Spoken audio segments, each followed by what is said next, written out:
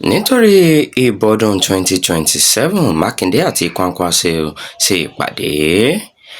ṣáájú ìdìbò àpapọ̀ ọdún 2027 gómìnà ẹgbẹ́ òṣèlú people's democratic party ṣèyí mákindé àti gómìnà ìpínlẹ̀ bauchi bala mohammed ṣe ìpàdé pẹ̀lú adarí ẹgbẹ́ òṣèlú new nigerian people's party rabiu kwankwaso lọ́jọ́ àìkú sunday tó kọjá. bákan náà ni ìpàdé ọ̀hún kò yọ adarí ẹgbẹ́ Nigerian Democratic Congress Senator Seriki Dixon sílẹ̀.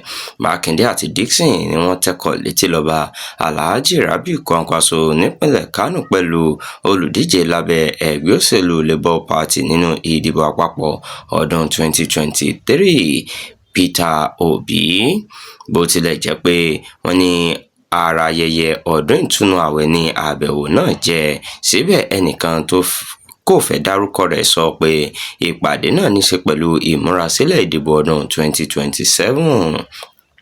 àmọ́ ṣá, alukoro fún ẹgbẹ́ òṣèlú PDP Jungudo Mohammed lọ́jọ́ àìkú Sunday fẹ̀sùn kan àwọn gómìnà tí wọ́n ṣàtìlẹ́yìn fún Taniminu Turaki pé wọ́n fojú tẹ́ńbẹ́lú ìpàdé àpapọ̀ tí yóò wáyé ní ọjọ́ 29 àti 30 oṣù kẹta ọdún yìí.